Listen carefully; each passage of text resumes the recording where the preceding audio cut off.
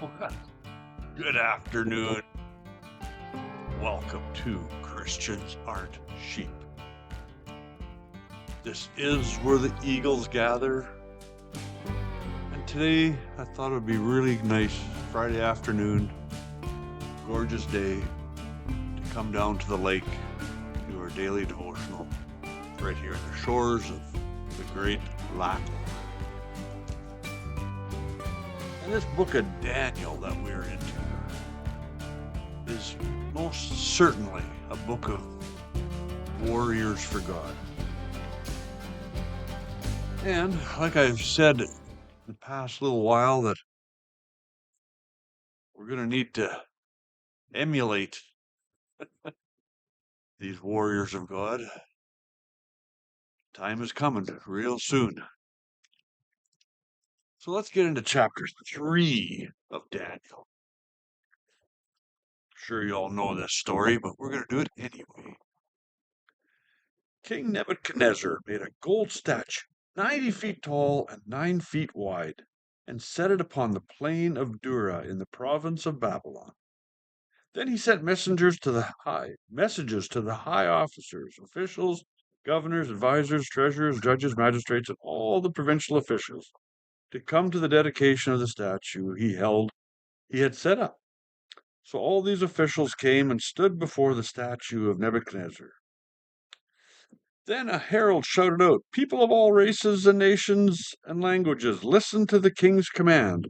When you hear the sound of the horn, flute, lyre, harp, pipes, and other musical instruments, bow to the ground to worship King Nebuchadnezzar's gold statue." Okay, obviously that's going to be a problem for some.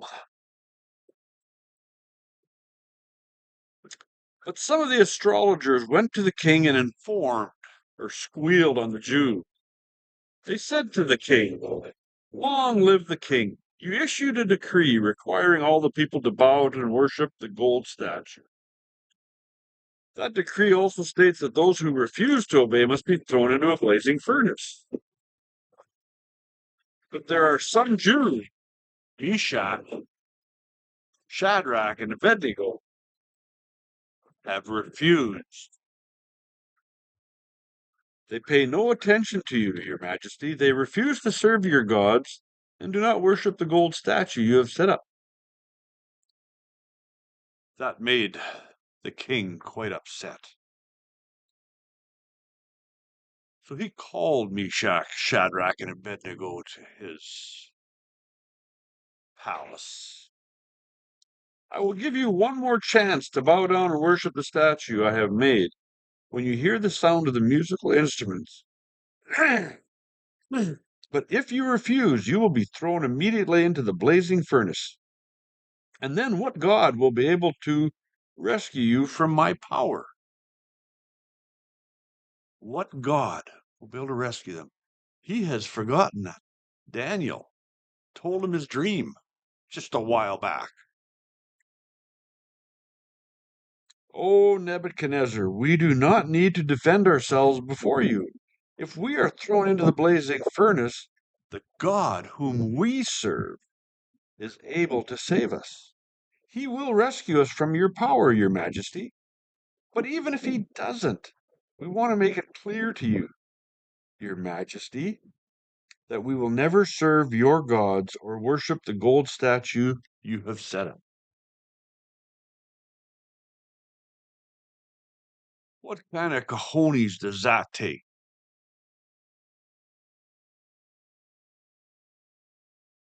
I'll tell you what kind. The kind that we're going to have to develop here in the very near future. I'm very sure you know the rest of the story of chapter 3. If you don't, read it. It's very cool. And, yeah, that's as far as we're going to take that reading today. And, yeah, we are going to have to develop that level of resolve. as we move into a world of digital IDs, facial recognition, all the things that will be leading to the mark of the beast.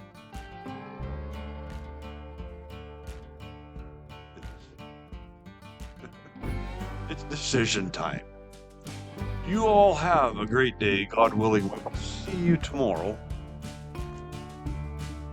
And yeah, for this will be the last time, Joshua 1 chapter 9. Joshua 1 verse 9. This is my command.